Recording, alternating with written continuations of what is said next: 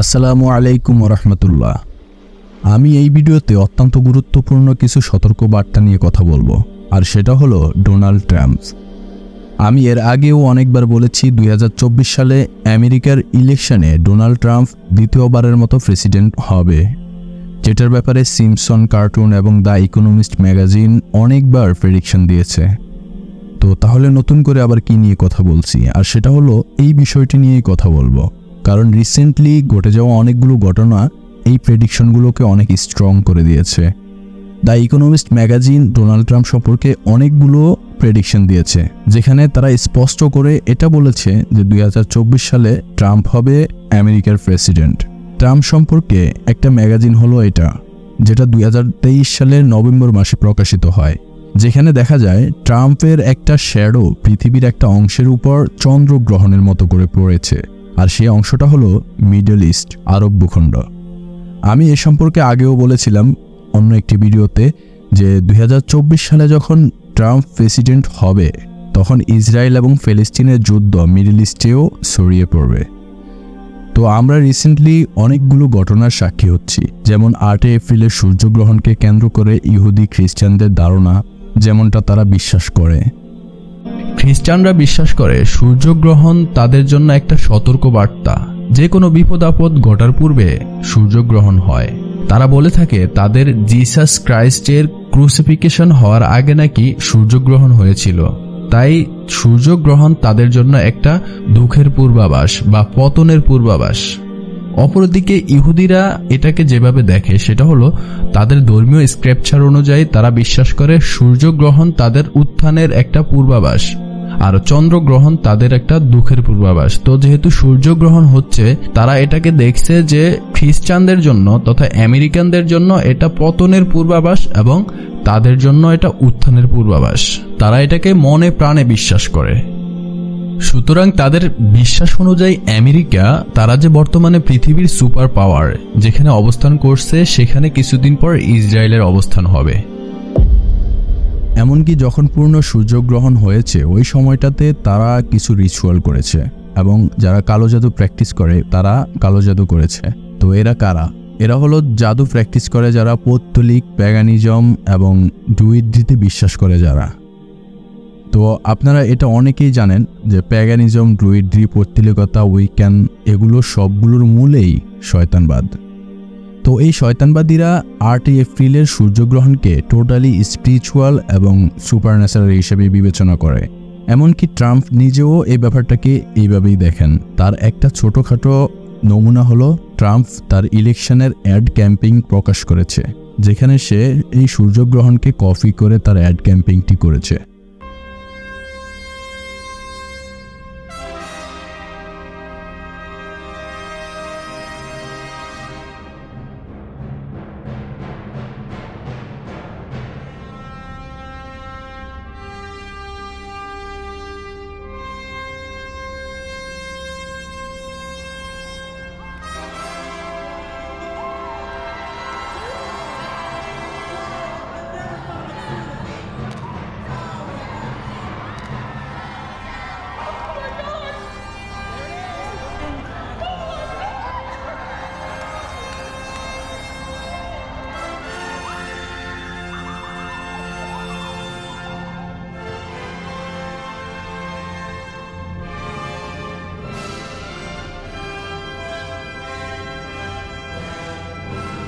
তো ভিডিওটি দেখে আপনার কি মনে হলো?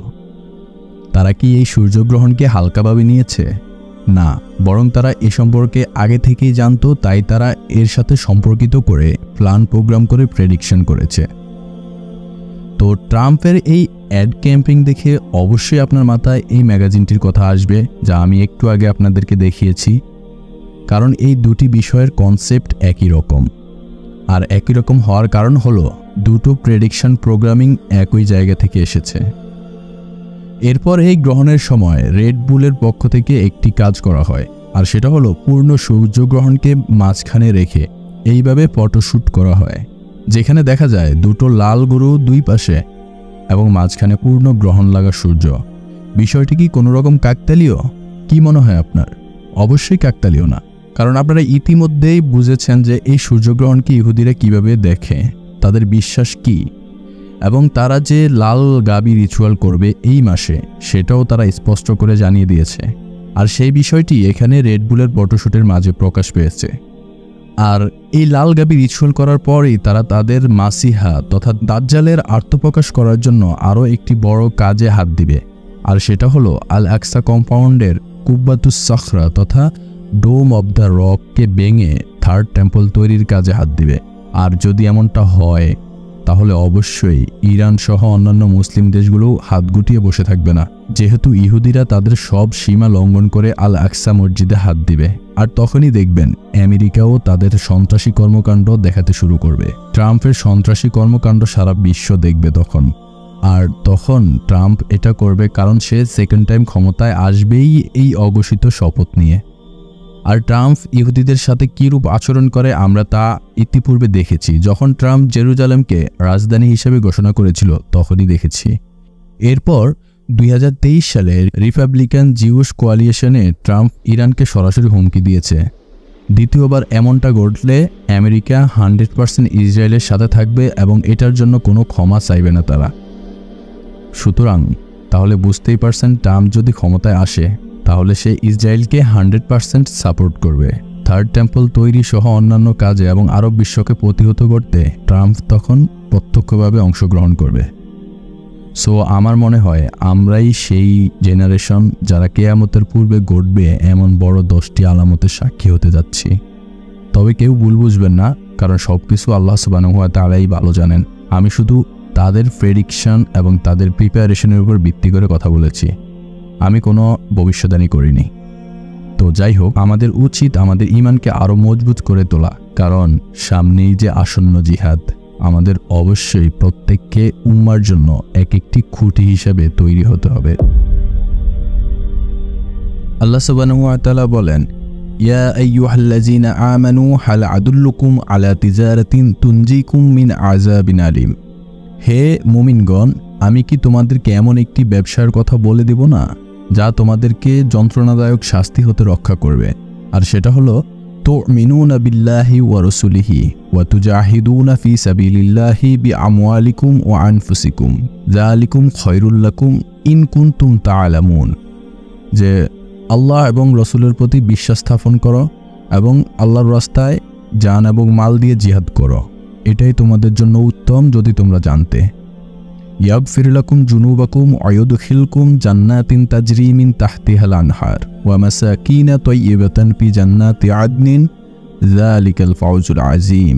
আল্লাহ তোমাদের পাপ ক্ষমা করে দিবেন এবং তোমাদেরকে প্রবেশ করাবেন জান্নাতে যার পাদদেশে নদী প্রবাহিত, এবং স্থায়ী জান্নাত বাসস্থান হিসেবে উত্তম।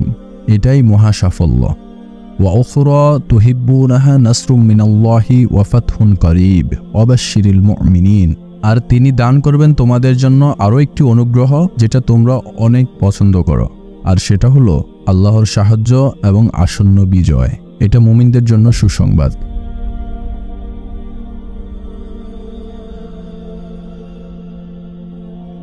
আজ এ পর্যন্তই, আবার দেখা হবে অন্য কোনো ভিডিওতে ইনশাআল্লাহ। আর এই ভিডিওটি যদি আপনার ভালো লেগে থাকে তাহলে শেয়ার করে দিন।